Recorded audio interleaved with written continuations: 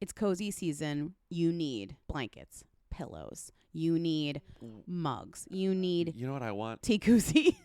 What's your cozy season must-haves? Holiday-themed glasses and dishware. You know, I finally got my little Christmas plates that I've wanted for years and years and years last Christmas. I want like some sort It's of not like... my culture, but I know I it's not your respect it. culture, but I want more like Christmassy drinkware, plateware. Okay, well, you know a great place to get that. Wayfair. Yeah, you got to be stocking up at Wayfair. I'm stocking up at Wayfair. Because not only are you going to get the cozy items that you so desire, but you're going to get great deals on the cozy items you so desire. Because Wayfair has great deals on things your home actually needs, especially before the holidays. They have everything from sofas to spatulas. You name it, they have it. They also have styles you can't find anywhere else. No cookie cutter stuff that everyone else has, so you can make your home way more you.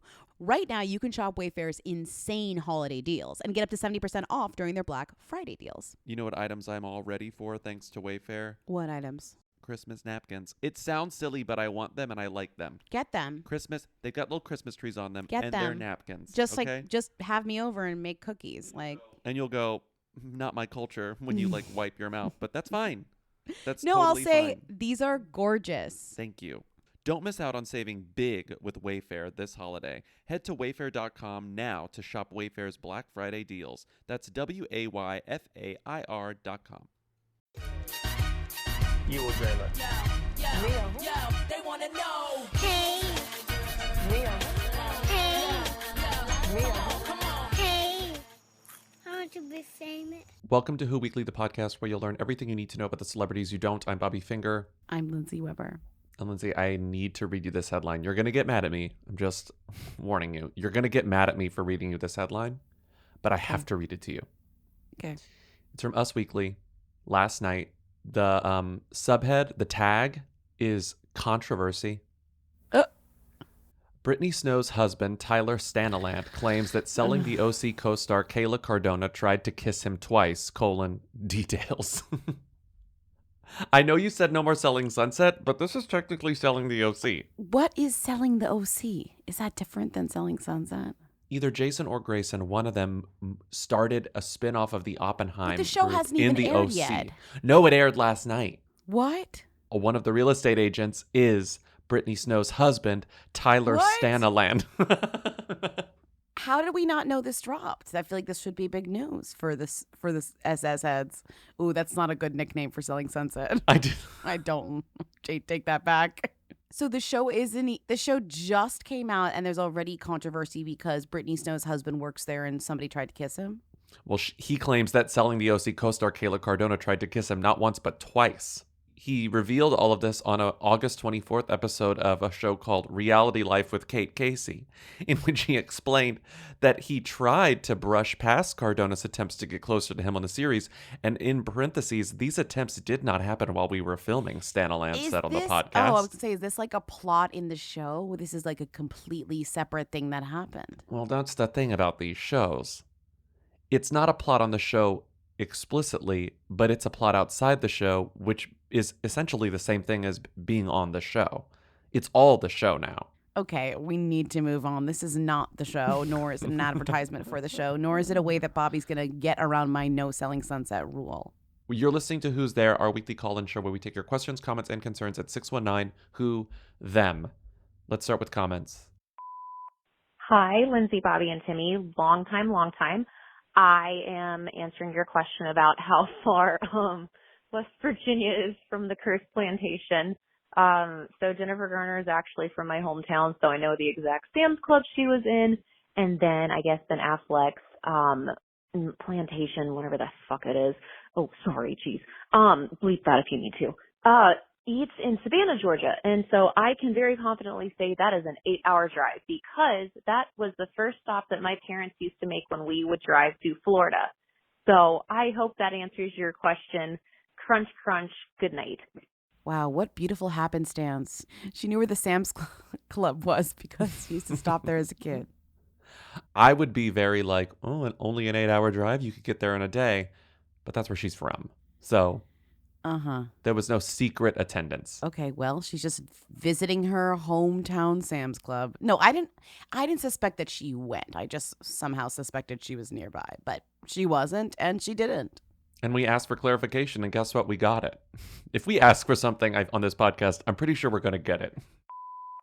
Hey, Lindsay, Bobby, Timmy. Amber Midsunder is a member of the Fort Peck Sioux tribes, and so her dad grew up on the Fort Peck reservation.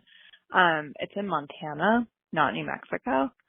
And I realize that this seems really didactic, but, part of the project of settler colonialism is making indigenous communities into who's instead of them's. And that's that's what like erasure is. So I just thought I would call and clarify. So that tribe is not in New Mexico. It sounds like Amber did grow up in New Mexico, but they're in Montana. So just a little shout out. I love everything you all do. Thanks so much. Bye. I was going to play two corrections here. There was this correction about the Fort Peck Sioux tribe being in Montana and not New Mexico. And then there was another one about Gwyneth Paltrow being another celebrity spokesperson for that smart toxin called Xeomin.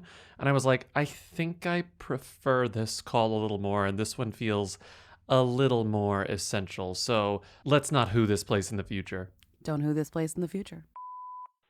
Hi, Bobby, Lindsay. I had to pause the podcast because when you were talking about Juno Temple and her mystery man or mystery boyfriend, I was laughing at Lindsay saying nobody was struggling to identify him because as a fan of Juno, because of Ted Lasso, I just noticed him around a lot. I think like the first time I saw him was at the Emmys, and to me he looks like kind of like if you left Zach Braff out in the woods for a couple months or something. But never really thought much of it because I didn't know who he was and no one ever named him. So I was like, oh, he's just a random dude she's dating. And then she was at the Paramount Plus launch in the UK, whatever that entailed. And they got his name on Getty Images. It's like Michel Szymanski. I'm assuming he's Polish. And that really didn't help too much either. He still just seems like a nobody.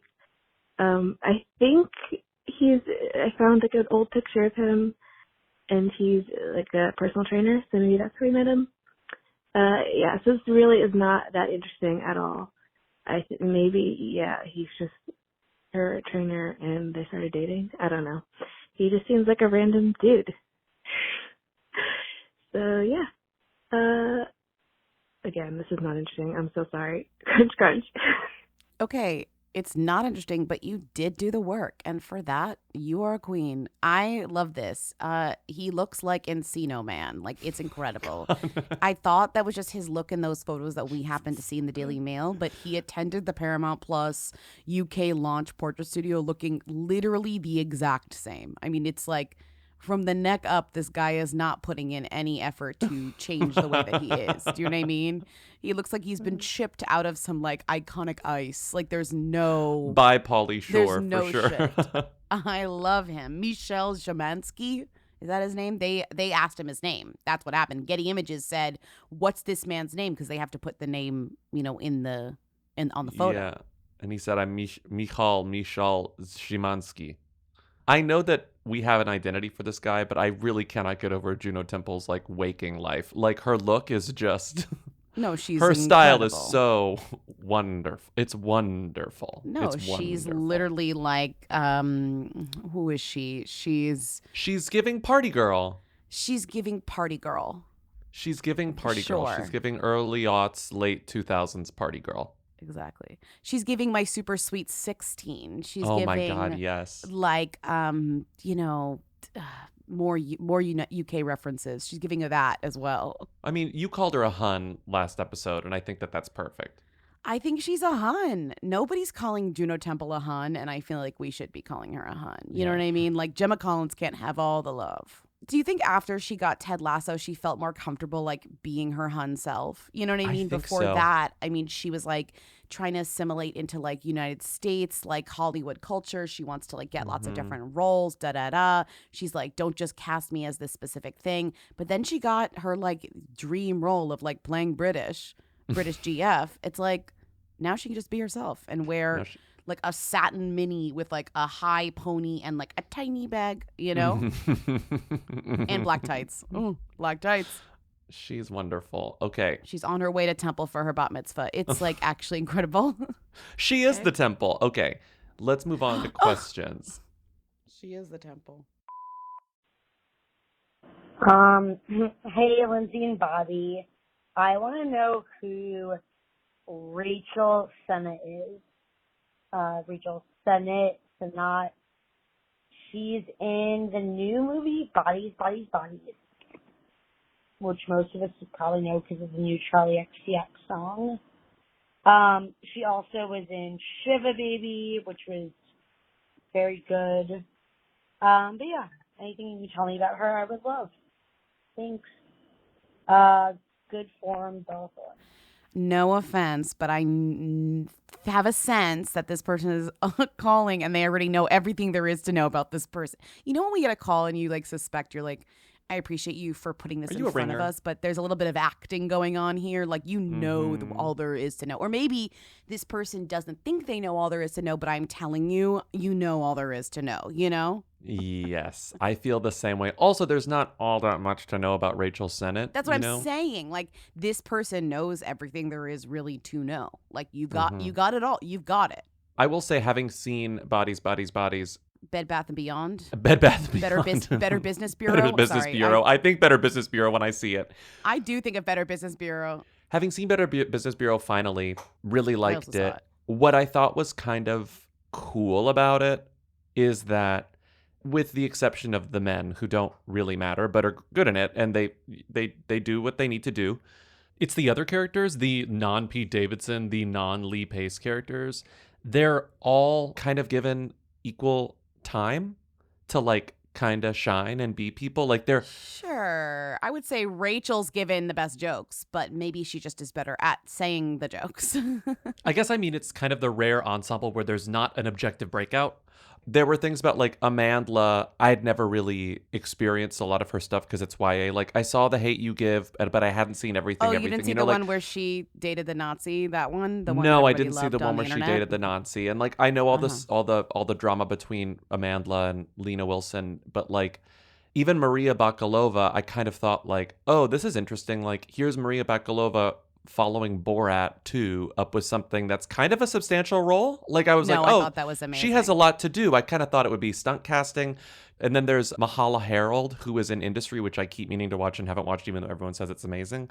Like, they all kind of get a lot to do and they get the opportunity to introduce themselves. But you're right, Rachel Sennott kind of, just because she is the most abrasive character, kind of gets the loudest, funniest moments. She's not even the most abrasive character. She's just the one that's the easiest to give the jokes to, in a way. Her character is just lending itself towards telling jokes. But this is not a movie review podcast. No. Who the fuck is that podcast? So we need to actually do our job here.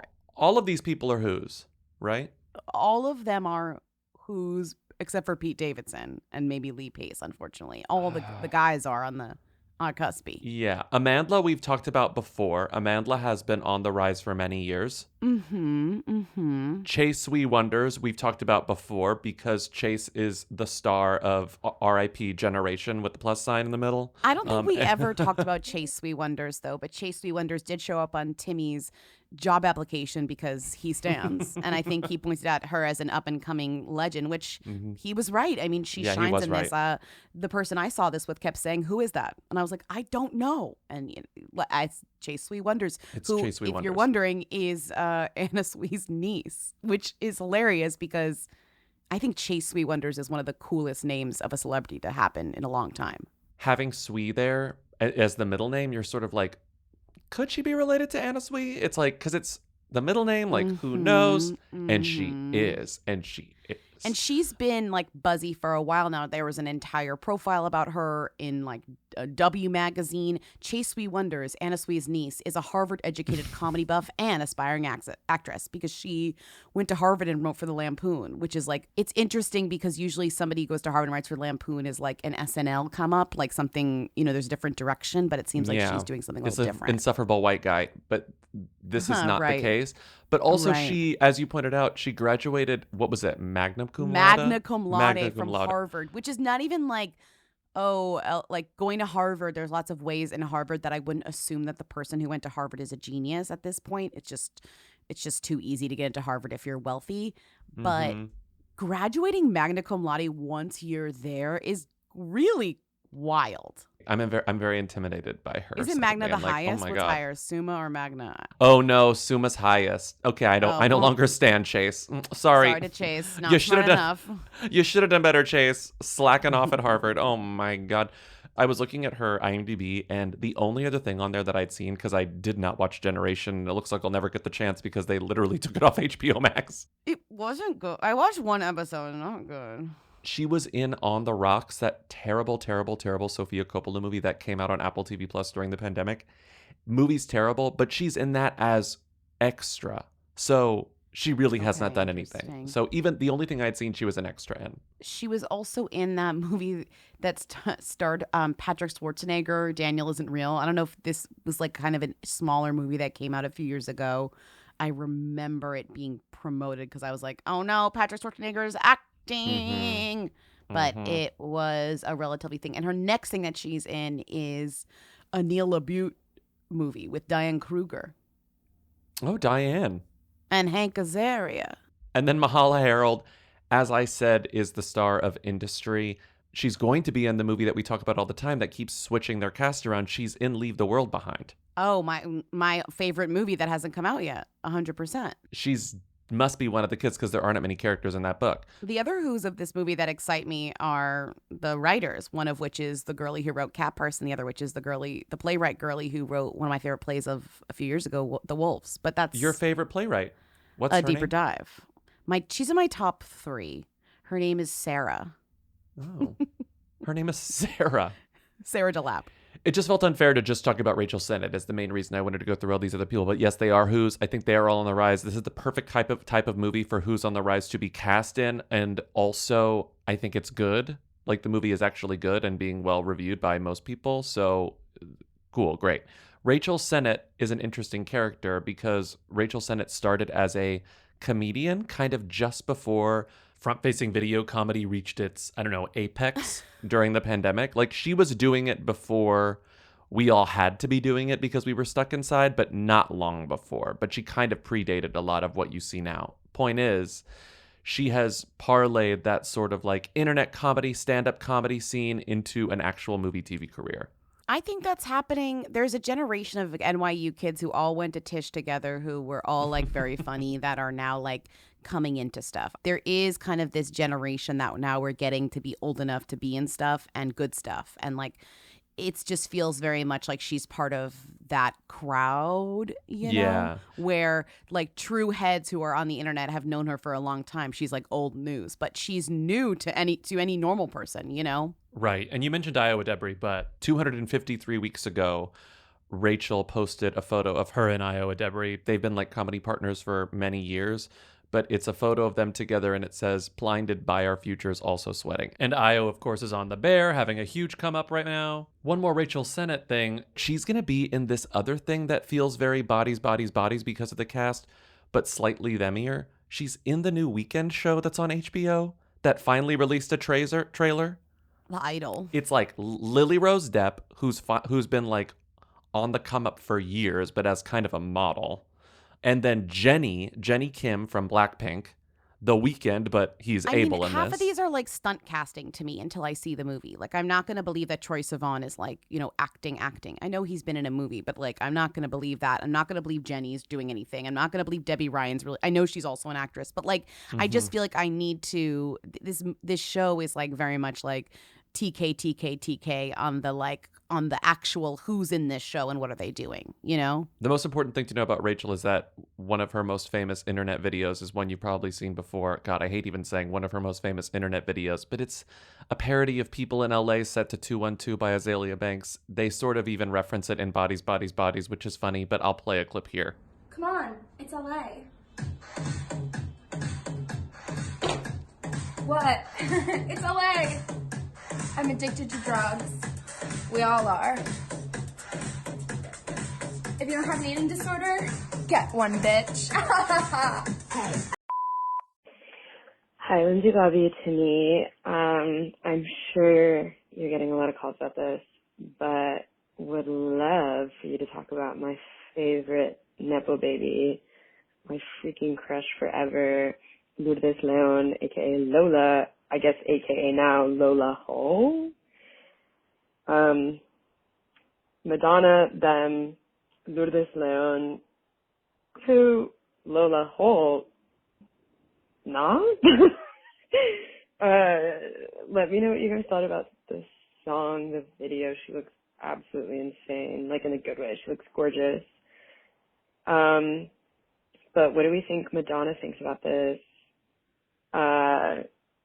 If you remember, Madonna once photoshopped herself into a photo of Lola and then reposted the photoshopped version onto her Instagram. So Madonna just worked with, or like one of my friends just worked, I guess, with Madonna in her music video or like her shoot for Paper Bag. So my friend is like 27, so I'm sure Madonna thinks she's hip with it. So yeah, just would love for you guys to talk about it. Anyway, crunch, crunch. Bye.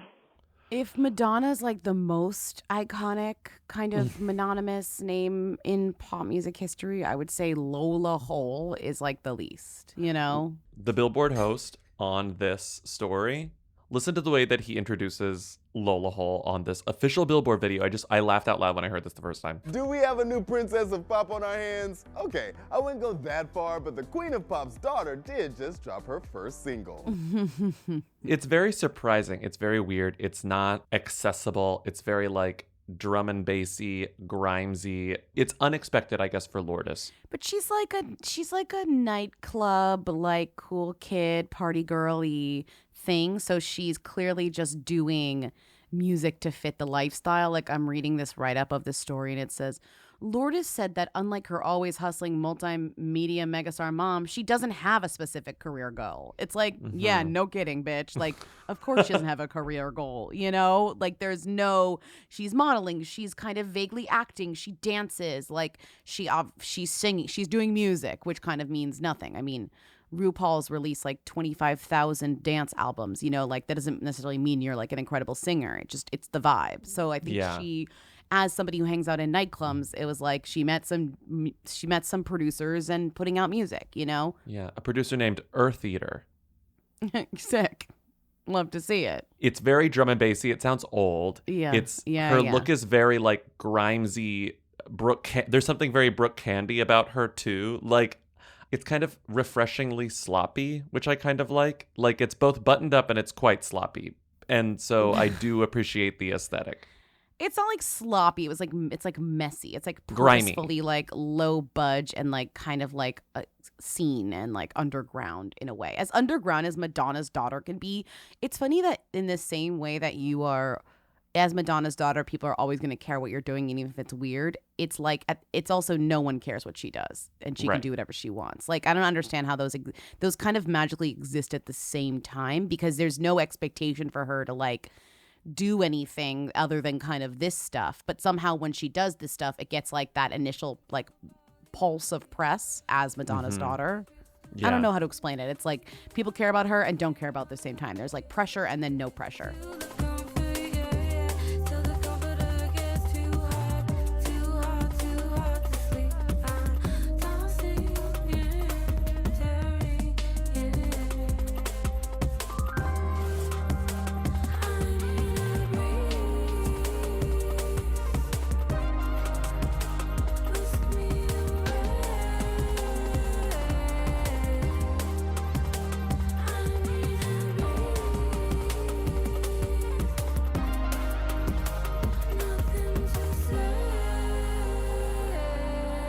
I'm looking at this video, which came out yesterday, and in 24 hours, it has 346,000 views on YouTube. Okay.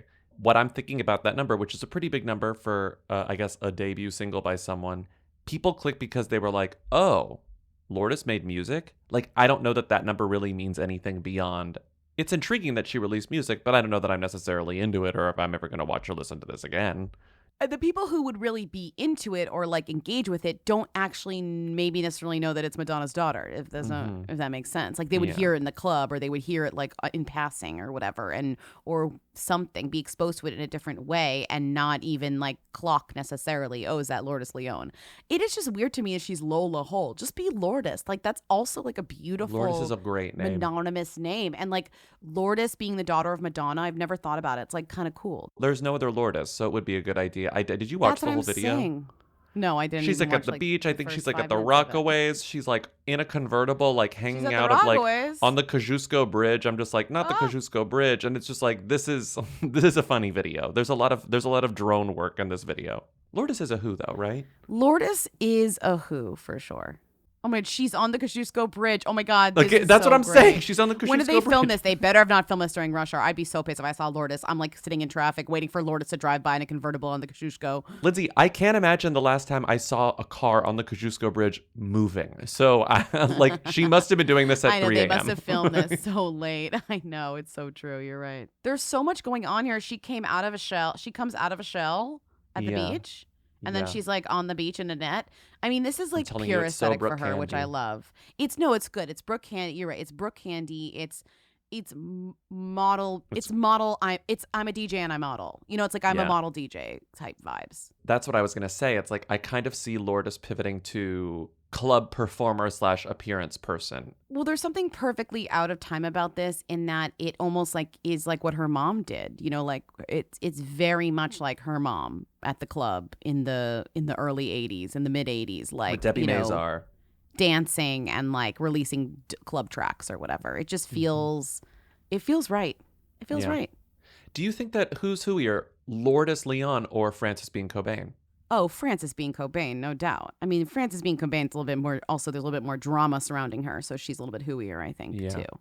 I think that both of them have done a very good job of like staying out of the public eye. I don't actually want to say good job because I think maybe they really hate the public eye, but it's very surprising that like we can forget about these people, whereas seems like...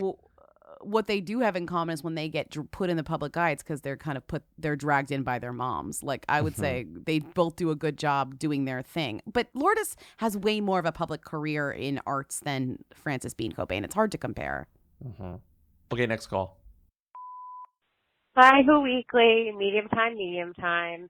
I was wondering if you could do a deep dive into Sarah Hyland's wedding. She married Wells from The Bachelor.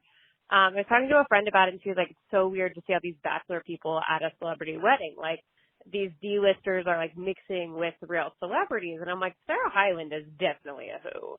And I'm curious if there are, like, any thems at her wedding, but also, like, Caitlin Bristow is arguably the most famous person from The Bachelor and might actually be more famous than a lot of, like, the celebrities, quote, at Sarah Hyland's wedding, or at least the non-Bachelor celebrities.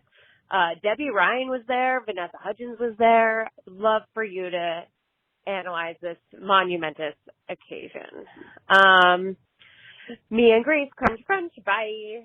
It is a magical thing when, in culture now, when a Bachelor Nation member marries somebody actually famous, like that crossover moment. This happens with Dancing with the Stars sometimes, but really like more authentically, these people who are cast to find love on TV, just normal people from God knows where, go on The Bachelor, become the type of famous you become with The Bachelor, somehow come into contact, meet a real person who's famous and marry them. That is, I have to say, like Wells, you did it. Like that's the dream. That's the goal.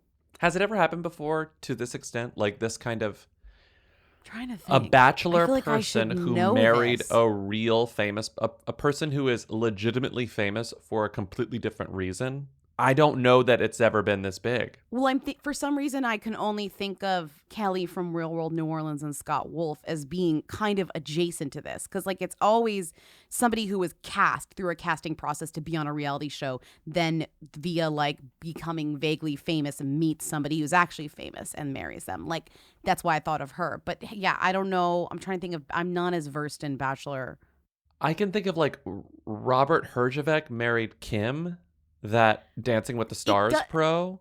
There's It vibes there, counts, but he was a like- reality. He wasn't super famous to begin with, but he was famous in a different way, you know? But also, like, she was also famous from Dancing with the Stars. It doesn't quite count because you're not cast out of nowhere. I'm thinking of, like, reality shows that are, like, real people. You know, like, true real people. Yeah. Kelly marrying Scott Wolf. Because also Bachelor people marry each other, and they also marry people who are from other seasons of Bachelor. That's a whole other thing. Celebrities who have dated people from Bachelor Nation. Let's see. Here's a list on wonderwall.com. Wells is first. Gigi Hadid and Tyler Cameron dated for 4 minutes. Nick Viall and January Jones dated for 4 minutes. You know who's a real one? Yeah, what? Obviously, well, it doesn't really count. Obviously, it's Kanye and Kim because she's a reality star. But that she's almost on a completely different level. But sure, when Kristen Cavallari married a famous football player, that's kind of a thing. Okay, fair. Jay Cutler. That's fair. That's a stretch, but it's fair. Oh my God, Jennifer Hudson and David Otunga, because he was on I Love New York. Okay, fair. That's a good one. They broke up, but that's a good one. That's real. That's a good one. Yeah, I'm like looking through this list though, like as far as Bachelor goes, you're thinking of good ones from other reality shows. It's not, we're not, this is really it. This is really the pinnacle. I'm telling you, Wells did it. And of course it was a guy, you know, like that's always the case. But Wells Adams, who did make his way from Bachelor contestant to Bachelor in Paradise contestant to Bachelor in Paradise host, co-host, he played the bartender. He like got to actually work on the show.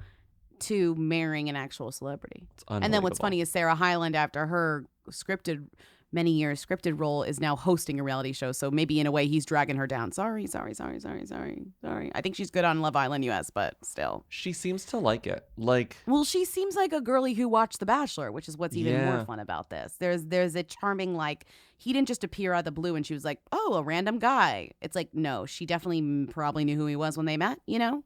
I looked up what she's up to, and it looks like Emily V. Gordon, Kumail Nanjiani's wife, and they wrote like The Big Sick and stuff. Emily V. Gordon is like writing a show for her, a TV series for Sarah her. Hyland. Yeah. I think Sarah Hyland is so charming. I think she's could charming. Carry a show. I don't have any... And to me, it makes sense that she's friends with the likes of Debbie Ryan, who's now being mentioned in this show for the second time. You know, like, it makes sense to me that they'd be friends. She and Sofia Vergara are the two most charming people from that show, for sure. I mean, what's the competition, Bobby? Is there a lot of competition? Ariel Winter, Nolan Flava, whatever the other one's name is, Jesse Tyler Ferguson, right? Nolan Gould, Julie Bowen. No, so she's friends. So obviously, all of the Modern Family people were there, except for what's his face, the dad. He wasn't there. I noticed that. Ed O'Neill. Yeah, he wasn't there. He's on the Lazy Boy. He's not going to a wedding in wherever this was. Where was this? He's not going there. Boy. So we had the mingling of real celebrities and fake celebrities. It was in Napa Valley, which was like very fascinating to watch, and to the delight of many a Who Weekly listener, I feel like. But then also you had your random celebrities sprinkled in, like Vanessa Hudgens, Nina Dobrev. You know, like it was. We really didn't speak about this much at the time, and we didn't talk about the fact that Jesse Tyler Ferguson officiated the wedding. You know, it was just sort of, they got married finally, they've been engaged forever, let's just move on. But the wedding kind of was a huge celebrity event, and in a way, the joke that we made about it being the biggest wedding of that weekend, because it happened the same week as Jennifer Lopez and Ben Affleck's, is accidentally true, because we have so many photos from this wedding. Everyone who went to this wedding was telling everyone that they went to this wedding, whereas Ben Affleck and J-Lo's wedding, it was locked down. We don't have photos from it. We don't have people bragging about being there. Right. You know, this wedding was like, take a photo, share a photo, take a photo. Like the opposite of kind of we're taking your photo and we're taking your phone and putting it in a bag. It's like you will tell every single fucking person in your contact list where you are and that you are having a good time here, and the opposite is Ben Affleck and J-Lo's wedding, where it's like the only thing you will get is a blurry drone shot. Speaking of Sarah Hyland and her bridesmaid, Vanessa Hudgens, you want to hear something funny? A friend of ours, who I won't reveal, is on vacation and spotted one hot tub over none other than Sarah Hyland and Wells on their honeymoon. And guess what she was wearing? That's right, her bride bathing suit from her bachelorette party. Wait, post the wedding, she was wearing the bride bathing suit? She's wearing the bride bathing. Why not? She's wearing the bride bathing suit on her honeymoon. It's still a bathing suit. That's really wild. there's almost something like perfectly poetic about it happening on the weekend of Ben Affleck and J-Lo's wedding. You know, it's perfect. It's because it's the total opposite. It's counter-programming. Like, you're right. There's something so beautiful. It's almost like J-Lo knew that this was happening and said, if we have our wedding the same weekend, it will take like maybe 5% of the attention off because this is such an intense kind of group of oversharers. It's like when you release like Miss Harris Goes to Paris on the same week as Jurassic World or something. You know, it's like Exactly. It's something else. It's something else It's to look something at. else. It's something else. Okay, that's a terrible comparison, but I think you get what I'm trying to say. Do we want to move on to Love Island? Sure. Love my CB distillery. It helps me sleep. I love my they're called gummies. They have gummies and gummies. The gummies don't quite put me to sleep, but the gummies do put me to sleep. And I take them most nights, to be honest. You do. I know you do because you tell me about it every time. You're like, well, that worked. And I for know. Bobby, nothing seems to be working. So this is an incredible breakthrough for you. Genuinely a huge breakthrough for me. CB Distillery's targeted formulations are made from the highest quality, clean ingredients. No fluff, no fillers, just pure, effective CBD solutions designed to help support your health. In 2 non-clinical surveys, 81% of customers experienced more calm, 80% said CBD helped with pain after physical activity, and an impressive 90% among them, myself, said they slept better with CBD. So if you struggle with a health concern and haven't found relief, make the change like I did to CB Distillery. And with over 2 million customers and a solid 100% money-back guarantee, CB Distillery is the source to trust. We have a 20% discount code to get you started. Visit cbdistillery.com and use code WHO for 20% off. That's cbdistillery.com, code WHO. cbdistillery.com. I slept in a terrible bed at one of our dates this story. I won't reveal where it was because I don't want to be super rude, but the bed was absolutely horrendous. Big dip in the middle. I was always like rolling into the center. It was so bad. My back hurt so bad when I woke up. And guess what? When I got home, my favorite part of being home was getting in bed. Yeah, I you was were like back finally, into my mattress. It's real. Yeah. It's a real bed that was chosen for me based on a quiz, the Helix quiz. Right. And sometimes when people use my mattress, they're like, that's a little soft. And I'm like, yeah, it's made for me, not for you. For you. Which actually even drives home the fact that it's so made for me. Mm-hmm. You know what I mean? I kind of relish in the I mean, I don't want my friends to be uncomfortable, but I'm like, I kind of am like celebrating the fact that it's like for my body, not for yours. Mm-hmm.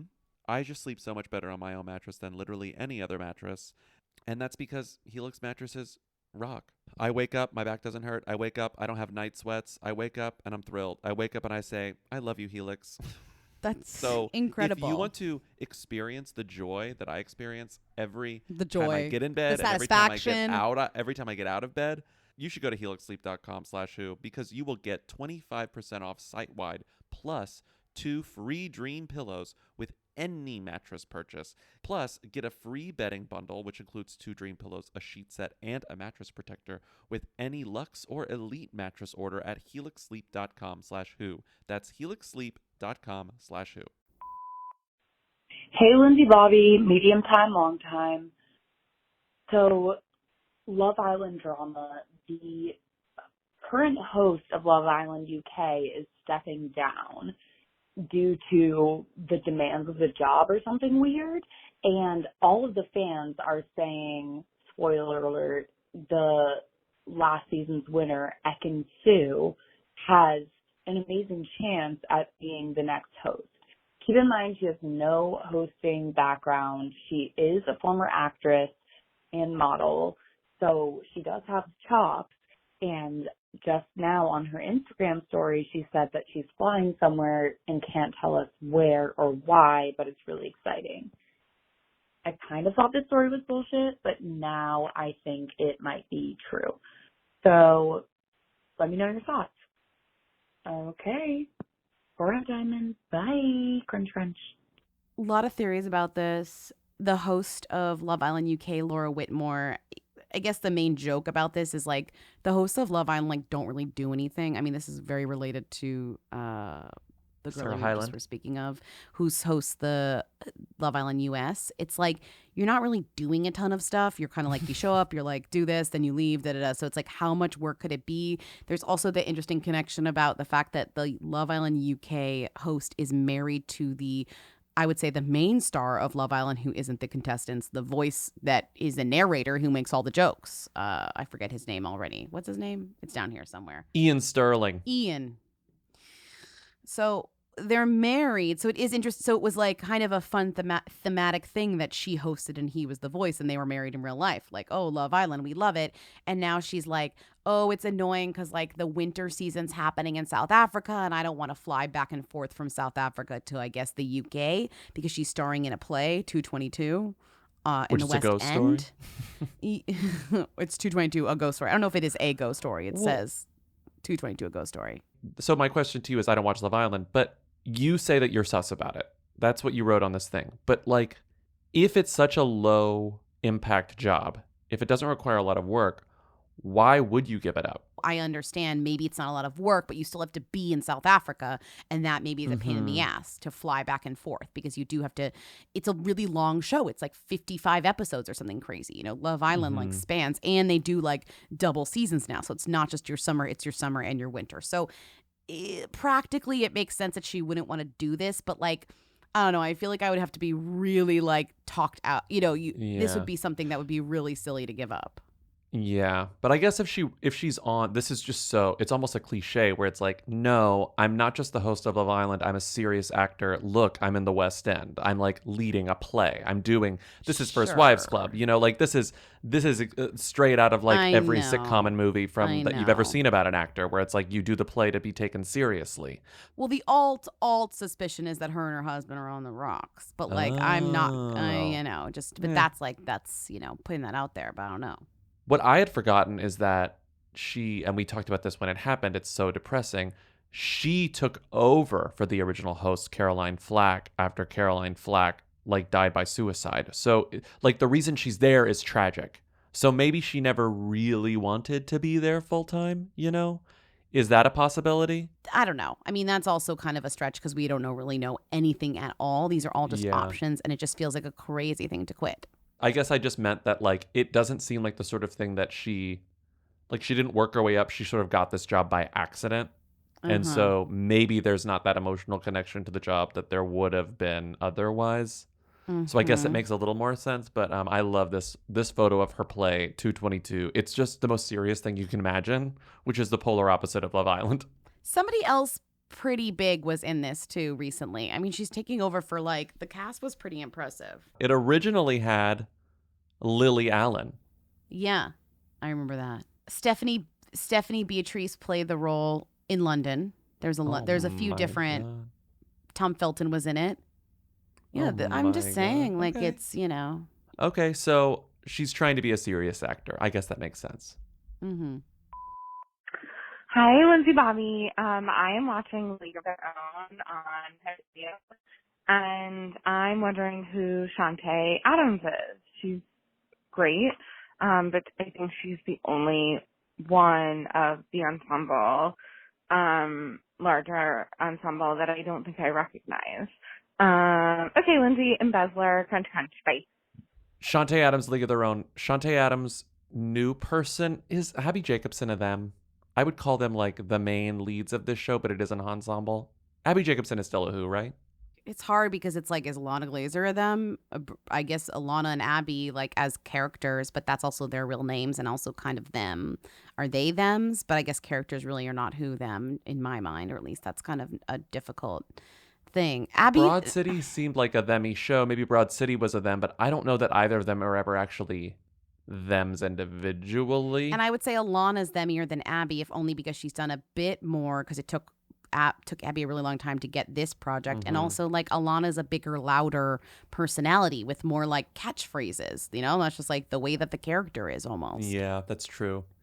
Abby took her time to kind of, and Abby kind of was a niche queer them for a long time. Like Abby was in that whole lesbian group where it was like, is Abby dating St. Vincent? Is Abby dating Cara Delevingne? Like, is Abby dating Kristen Stewart? Like, is Abby friends with all of the most like famous like white lesbian girlies in LA? Like, that was sort of a low-key fun little moment. But A League of Their Own for a while was the number one show because they changed. Amazon Prime got a better app, and now they copied the Netflix with like the top things.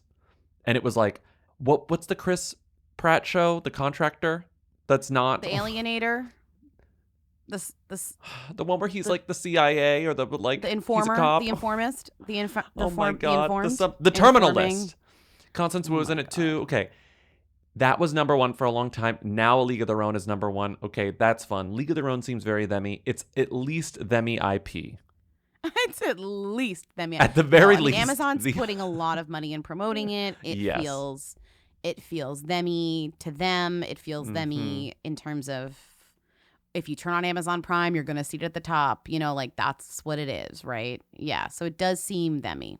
And what I find kind of interesting is that the themiest person in this show is Nick Offerman, which is like, okay, whatever. So it's cool that it is a real, like, people are tuning into a show where there aren't really any famous people, like super famous people, because it's an ensemble. But the co-leads, I would say, are Abby Jacobson and Chanté Adams.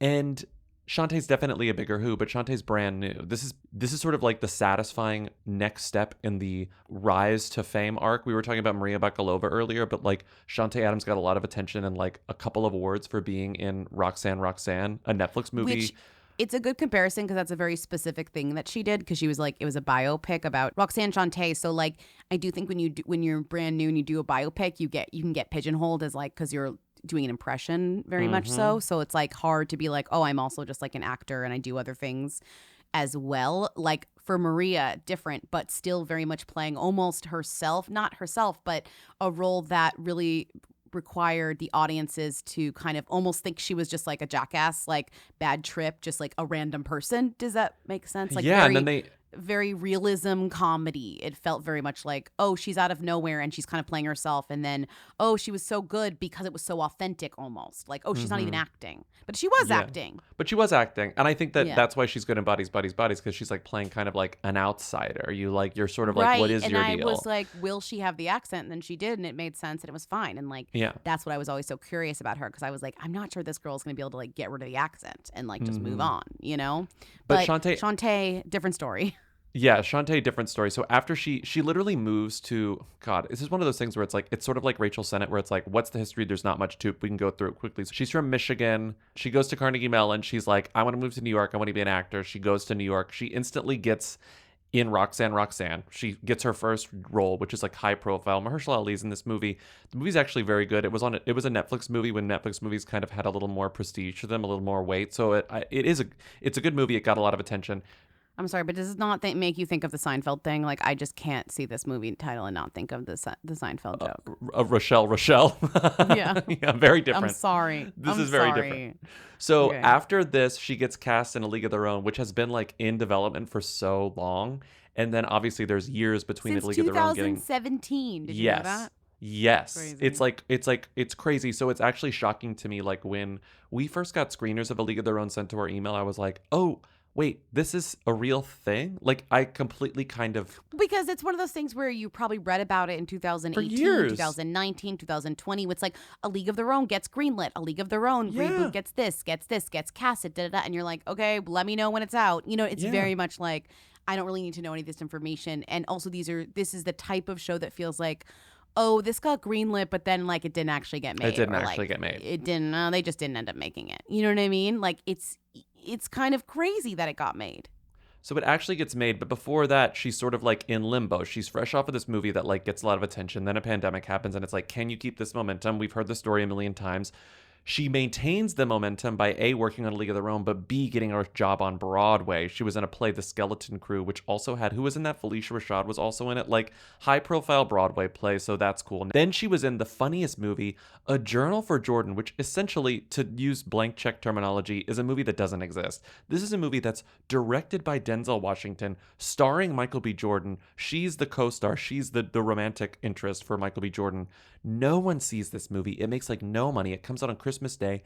I never saw ads for it anywhere. I finally saw a poster for it like 2 weeks after it came out, like on the street somewhere, and I was like, wait. I drove by a billboard for it like 1,000 times on Atlantic Avenue, and every time I drove by the billboard, I was like, what? Like, I literally was like, what?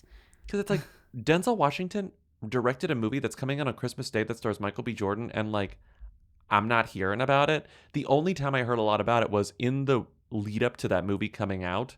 Michael B. Jordan, despite being People's Sexiest Man Alive one year, is notoriously like kind of sexless. He's notoriously like eligible bachelor, single, whatever. So Daily Mail was obsessed with the shooting of this movie because he was kissing Chanté Adams on set all the time. They were canoodling. So it's like I gotta say, it's so cheap that the Daily Mail was like, oh, Michael B. Jordan spotted kissing woman. It's like on the set of a movie in which they play leads. Like, you've seen movies before, Daily Mail. You've seen movie sets, you know? But what I'm saying is it's specific to Michael B. Jordan because it's the is. best they could get for him. You know, It like is, but it's a troll. It's a literal troll, you know? it's a troll. And I think maybe that's one of the reasons why Michael Jordan dated Lori, because he was like, this is ridiculous press I need that I'm attention. getting for like kissing a co-star. Not even need attention, but like maybe if I date somebody like in the public eye, then people will leave me, then they'll like leave me alone in this type of way. Mm-hmm.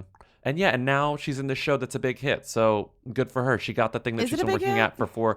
I think so. I just always, I keep hearing, the places I've heard people talk about it are like my friends, and then when I was at the Kate Berlant show, everyone around me was talking about A League of Their Own, but they would obviously be talking about it because she's in it. So like, I'm hearing people talk about it, but I'm hearing people talk about it in very specific spaces. No offense, but sounds like a real East Coast bias. You should have that checked because. God, I'm sorry. Sorry, I'm just saying, like. But I think she's fun in it. The show is like she's playing a queer woman, so that's like fun. Well, it's also like League of Their Own. It has the exact same title as the movie, but all the characters are different people. They're not the same girlies, but she is emblematic of that one iconic scene in League of Their Own where the ball is somewhere and like a black woman picks up the ball and throws it back, and Gina Davis is like, nice, like she kind of makes this like, ouch, like nice throw, you know, like you ooh, threw that that hurt really hard. So there's like that backstory, but I'm just saying she's kind of the only character that has a little bit of like relevance to the main movie in a weird way. Yeah, kind of, because there are no real parallels for anyone else in the movie. You can look at one and be like, I guess that's the Rosie O'Donnell character. I guess that's the Madonna character. I guess that's the Gina Davis, but there's really no one-to-one. And the same thing with Chanté Adams' character, because it's like what they're doing here is because A League of Their Own famously just had, like Lindsay said, that one scene with the black actor, but A League of Their Own was like, well, we don't really have to go into this because the black women weren't allowed in the All-American League, so let's just ignore it. Let's genuflect towards these women and then move on. But A League of Their Own is like, well, no, let's actually tell that story and figure out like how she ended up getting to play baseball anyway. And then it also turns out that like everyone is gay, so that's very, very fun. Okay, I have a funny thing that happened to me the other day. I was like somehow got stuck looking at my Instagram Explorer, which I never do, but sometimes I like to see how it's clocking me. Like I just want to see how the algo is like telling me. And it was a picture of Marla Hooch from the original, the iconic. What Marla a hitter! Hooch. And I clicked on it because I was like, "What's this?" And it was the Instagram for the actress who played Marla Hooch, whose name is Megan Kavanaugh. Megan Kavanaugh. And her Instagram is real Megan Kavanaugh. And it was a picture of her, and it said, "Come see me. I'll be signing autographs at #Wheaton All Night Flea Market." That is amazing. And I was like, if this is my Explorer, I'm doing something right. She is a legend. Honestly, Marla Hooch, probably one of the best movie characters of ever, right? Oh, I love Marla Hooch is iconic. Marla Hooch is iconic to my entire life. Oh my God. Right? What is the song she sings at karaoke where she's like, what is the song, Marla? Marla Hooch. And it's like a really horny song. What is the Marla Hooch song? Very hubba hubba. It had to be you. That, yes. A great performance. Sorry, I realized when that happened, I was like, all right, I need to turn off the phone, you know? Anyway, Chanté Adams, she made it from her big break to an actual cool thing. She broke. She actually broke. Hi, Lindsay, Bobby, and Timmy. I just left a 2-minute voicemail that could really be summed up much more quickly, so I'm calling back. I'm wondering what makes somebody in a reality show a who or a nah. And then if there are any reality TV show thems that you can think of, I mean, I think like maybe Snooki is one. Yeah, but there's just so many reality TV show people, and like you see some of them getting people exclusive content and things like that, and you think, oh, like who cares about this? Anyways, I've just been thinking about that a lot lately. Okay, thank you. Crunch, crunch, bye. This is such a hard question, but to be them on reality TV now is a lot harder because there's more reality shows, right? And they're all niche, right? Because like only, you're obsessed with like the HGTV things and those people are thems to you, but like that's I know they're not. Yeah. You have to kind of like honestly capture culture, and that's really hard to do. You have to like win Survivor or be Snooki, and these are all old things. When's the last modern day reality star to be a them? Kim Kardashian? Do you know what I mean? Like you really have to. Yeah. You have to take control of culture in a way. The show has to be that big. But even like becoming a reality star who and not just a nah, because there are so many reality shows. that So too. everyone is a Not everyone even is a them. nah. By being on a reality show, you are a nah because you have some sort of moment in the spotlight. But are people talking about you?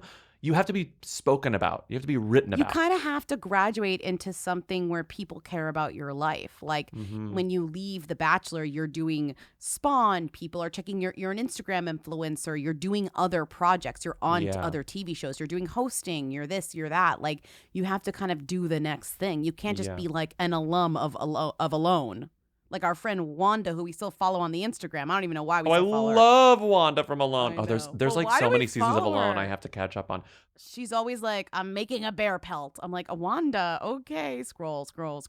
But I'm thinking about like famous Bachelor people as someone who doesn't watch Bachelor. The real top tier Bachelor who's are the ones whose coverage extends well beyond the season. Extends into other levels, like Rachel Lindsay, fucking Nick Viall. Who became a you know? host who does all this different stuff. Nick Viall, who also wrote a book or whatever. Dates like you got to date other Bachelor people. You got to date famous people. Like you got to stay in the tabloids. It's actually maybe as simple as just being in tabloids. Like they're the ones that will decide the hunger of the public. They know who clicks on Nick Viall articles, you know? You go from nah to who when you leave the show and your job is no longer the show, your job is being famous. When you start making your job fame and not just the show, I think that's when you turn into whodom. And when you capture, as you said, capture the culture in a broader way, that's when you become a them. And like Snooki is such a specific, unique character that like had never existed before in reality television. So of course that made sense. The mononymity of it all helped. Also, reality star thems, you might be a them for such a short time. So maybe you were never a them. You were always just a who. You know, like the kind of the brevity of it all is so we don't realize how short it's going to be, you know, and then you're just kind of not. And I'm thinking about the only other batch of reality star people who I think are definitely top tier who's, but arguably thems, are the Queer Eye guys. The new Queer Eye people are like your Tan, your Karamo, your Bobby, your Jonathan Van Ness. I think that they are all, and what's his fucking name? I forgot the other one. In a way, they joined the show as who's. Like they already had a leg up, don't you think? Like some of them did. Jonathan some definitely of them did. already had kind of these personality-based empires that they were running. That's his fucking name. I feel like, what's her name in Sound of Music? Cut! God bless Cut! Whatever. So, yeah, You forgot Anthony's name? Wow. Yeah, I forgot Anthony's name. That's a sign of something good. That's good. He's gonna sue you right now for that. That's good. But I think that's the answer. It's like when celebrity becomes your job, you are a who. Yeah. And it's fruitful, you know? Next call. Hi, Lindsay, Bobby, Timmy, long time. Are nepotism babies a them? I don't mean like a specific person, but the concept of a nepotism baby, which I'm seeing all over my Twitter now as if the internet has like grasped this concept and is trying to really like make it happen. I know you guys have been talking about nepotism babies forever and ever, but it feels like there's a real shift in the zeitgeist. So yeah, are nepotism babies of them? Crunch, crunch, Lindsay and Besler. Bye, love you. Are like the concept of nepotism babies, are nepotism babies, I guess, as like a concept of them now? Well, that's the thing. It's like the conversation has really hit apex. It's become a meme. I think that's this source of. Yeah, the apex. Yeah. Okay, thank you. But now it's folding in on itself because it's like, you're right. Now that it's a meme, it's like it's a meme. Now there's almost a backlash to the idea of every single person in the whole world being a nepo baby. Like LMAO, it can't be everyone, but in a way that it's like, yes, like when you start calling every single person that, then it loses all meaning, and it has in a way. So, and I mean the memification on the level of like, it's something that everyone online feels like they have to weigh in on. Like there's a compulsion to weigh in on the idea of there being a nepotism baby. And like that really didn't exist before. You know, like I've never seen everyone having to comment on it before. And I think that kind of makes it a them, you know? Everyone's always known that Nepo babies exist, that Nepo babies have a leg up. We can't who or them like a concept, but is that what you're We've doing? We've who or them less. I think we can them Nepo babies. They are in the culture. I don't want to who or them it, but I do want to talk about the idea that it is a conversation. I think it has a lot to do with the state of our kind of existence right now. There is a feeling of unfairness that really, I think, lends to the idea that some people have gotten things fairly to some and some have gotten things unfairly. And it's really interesting that the like Nepo baby thing comes at this time, I have to say. Like it's definitely meaningful. It has meaning that all of a sudden now we're very, very overly concerned about the legs up that people have had, as we should be, but like putting it out there and almost like categorizing them as bad people because of it, which is not fair, you know? Yeah. But the idea that you got something unfairly is really stressful to people right now, is really like something that makes people upset, which makes sense. Like the world is like super unfair like that, you know? Right, exactly. It's like not surprising for any number of reasons. I think that Trump has a lot to do with it, like not to blame everything on Trump, but you could probably teach a college class on the increase in awareness of nepotism and the unfairness of family connections over the past 10 years, you know? Oh my God, you totally could. You could really like write a whole paper on like the Nepo babies and like the kind of class economy, like the kind of inequalities in our modern age, right? Like it's totally like a pop culture, easy, fun, stupid way to essentially say what you're thinking, which is really being upset about the like inequality that exists. And the thing that eternally surprises me about nepotism, specifically in acting, is that like people are so quick to point it out in a catty way, and they are also just as quick to get over it and say, you know what, I stand Maya Hawke. Right. No, they don't care. Yeah. Well, it's also just funny to me because if you think of acting as it could be a family business, just as many industries Which are, it is. like, oh, my father taught me, or it's my family business, or whatever. Like those are normal. It's normal to do that, but is it equally so? But it's not normal, I guess, to be an actor because your parents are, right? Right. But also, acting is one of those privileged things where it takes a lot of skill. It takes beauty. It takes, in many ways, it takes like time and of the right place, right time. A lot of unpaid labor to get good at it. Involved in it, right? So like, it's not the same as like my dad wasn't a mechanic and I'm a mechanic. Like it's different. Yeah. It is different than that inherently, but it is not crazy to me when I see a young person who's the daughter of Ethan Hawke and Uma Thurman being an actress, because what else are you supposed to do? You know? Yeah. Yes. I was looking at Google Trends for the search term nepotism. And I went back to their earliest date, which is 2004. And it's been a steady rise since 2004, like slow, steady rise. The first huge spike since 2004 in nepotism came right after Trump's election. Amazing. And then it starts rising a little bit faster. And there are more frequent spikes over the past couple of years. And that's probably because of this conversation about Hollywood nepotism. Totally. Like all of this makes sense when you look at it. And the most interested subregion, the state that is Googling nepotism more often than anyone else, can you guess? California? Number 5. It's Alaska. Stop, really? The Alaskans are so intrigued by nepotism. Okay, if you're Alaskan and you're intrigued by nepotism, call in, please. Thanks. Okay, tell us why. Let's do some rapid fires. Hey, Lindsay and Bobby. I just saw the most insane, funny TikTok that I guess I can try and send to you guys. That's like Charlie XCX Vroom Vroom playing, while just like pictures of like Henry Ford's like first automobile. So, question: does Charlie XCX know who Henry Ford is, or is that just like an American thing to know who he is? And does Henry Ford in the afterlife know who Charlie XCX is? Good form. 2 questions.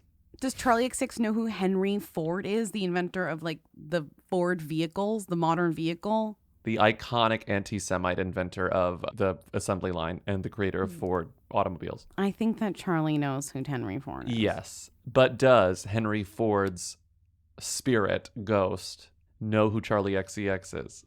Has Henry Ford heard Vroom Vroom? Is Vroom Vroom an iconic enough song, and it is very iconic, that Henry Ford in the wherever he is, up In here hell. or down there. He's in hell. Henry Ford is in hell. If there's a hell, he's there.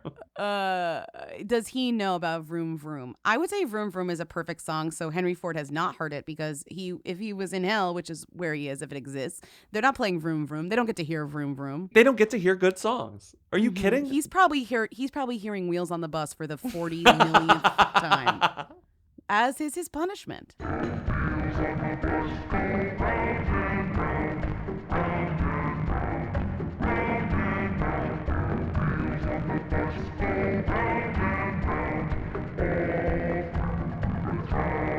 I think Timmy put this in. It wasn't you, right? I've watched this a million times and it always makes me laugh. I'm gonna play She's like, Vroom. if you haven't heard it, we'll teach you. It's very nice. It's not like you think she's gonna be like, fuck off, but she's like, well, we're all It's fine. We're already here. This next song is very, very, very fucking iconic. If you don't know it, that's okay. We can help you learn it. If you like this song, that means you're cute and you're sexy and you're right fucking sporty. Yes. It means you're a bad girl. It means you're a hot girl. It means you like to drive fucking fast. Yes. This is Vroom Vroom, bitch. Hey! This, right! I think the beginning of Vroom Vroom is so iconic. It's like as important to me as like the Jaws sounds. The Jaws Like, theme. dun-dun, dun-dun. I feel like Vroom Vroom, that's like as That. iconic to me as it's like the new Jaws, you know? When you hear that, you know something's coming. And it Yeah. could be a shark or a car, and you're gonna get hit by it. Bye. Hit me with your car, Charlie. Hit me with your Ford. Hi, Lindsay, Bobby, medium time. I just would like you to rank from who to them the different types of Navy. So, like, Navy, the military, the color Navy, Old Navy, and Rihanna's fan base, Navy. That's all. What the fuck's wrong with gay rights? Crunch, crunch. What? We're ranking military Navy, color Navy, Old Navy, the store, and Rihanna's fan base, the Navy. So we have 4 different navies. Let's rank them from who to them. Lindsay wrote, these are getting out of control, to be honest. I did. All right, the whoiest is Rihanna's fan base. Then I would say Old Navy. Then I would Yes. say, honestly, this is the toughest part. I would say the I color, know. then the military is number 1. Yeah. When I think Navy, I think The Navy. the In the Navy. I think like we're in the In ocean. the Navy. In the That. Navy. Yeah. Wait, what about that song by YMCA? Where YMCA? Whoever I think by them. the YMCA, the Village People. I think that Yeah. In the Navy goes smack dab between. Oh God, does it go between Color and Old Navy, or does it go Yeah. between Old Navy and Rihanna's fan base? I That's think it tough. goes between color and Old Navy. Yeah, it's bigger than Old Navy. Okay, so we go Rihanna's fan base, Old Navy, the store, In the Navy, the Village Navy People by the song, Village People. the Color Navy, and the military unit, the Navy, the organization, the Navy. Yeah. Yeah. I also don't like the Color Navy, so that's why I don't think of the You color don't first. like the color navy? It's too dark. It's too like somber. I like the color blue. I like a navy suit. I like you know? navy. Yeah, well, it kind of goes with everything, which is nice. You know, it's not black. Like a navy suit. I don't really want to see it on anything other than clothes. Uh-huh, interesting. Like a formal suit. Like something formal. Uh-huh. It's too Okay. formal, I think. Sure. You know what? Let's end it after these navies. We figured it out. So let's end. Thank you for listening to another episode of Who's There. Keep calling in at 619-WHO-THEM to leave questions, comments, and concerns. Thank you to Katie and Eric of the Who's for providing our Rita theme song on Tuesdays. Thank you to Timmy, our research and editorial assistant, for researching and editorializing. Thank you to all of our patrons. Support us on patreon.com/whoweekly for bonus episodes, an occasional newsletter, commentaries, a Discord server, and more. You can also get all of our audio, our VIP audio that you get on the Patreon on Apple Podcasts. If you sign up through Apple, a little easier than Patreon. Let's just, there's an option for you. Whatever you want to do, whatever works for you. Whatever works for you. It's totally fine. Rate and review us on Apple Podcasts. That would be so nice. Buy my debut novel, The Old Place, wherever you get your books. And we'll see you on Tuesday. Bye. Bye.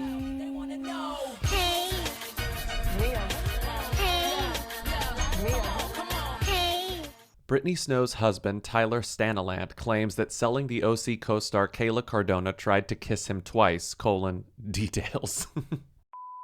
Hey, Lindsay, Bobby, Timmy. Bobby, as a former New Yorker who now lives out in the middle, I wanted to let you know that Baked by Melissa cupcakes ship beautifully. They have a massive nationwide shipping thing going on. And they make a really nice little gift. So Day of Indulgence, kind of a surprising inclusion, but they're really yummy if you need to ship them to somebody who lives elsewhere. That's all. Thanks for bye. Bye. Crunch, crunch. Hi, Lindsay, Bobby, Timmy. Long time. Was listening to the new Beyonce album, and a thought occurred to me, and I'd love your help. Could you rank these honeys in order of their cultural impact? Honey, the music video by Mariah Carey. Honey, the album by Robin. Honey, the song by Robin, but the version that was in Girls. Honey, the film starring Jessica Alba. Miss Honey, as portrayed by Embeth Davidtz in Matilda. Pure Honey, the song by Beyonce. Honey Honey, the song by ABBA. And Honey, the stuff bees make. Crunch, crunch. I apologize in advance for this call, but I just have to know, is Bill Hader sick of who or Sweetie Mary Funk sounds like fuck, marry, kill option. Okay. DJ Zach, the podcaster, Lindsay podcaster. Crunch, crunch. Hey guys, it's Julia calling from her honeymoon again. I was just trying to explain to my husband who's versus them versus not, and he was like, "Oh, like kind of inventors, like Thomas Edison's with them, and like Salk, who invented, I don't know, polio vaccine. He's a who, and the guy who invented blood type, whatever. He's Carl Lansner. He's a nah. I'm probably gonna get a divorce. Anyways, crunch, crunch. Love you. Bye.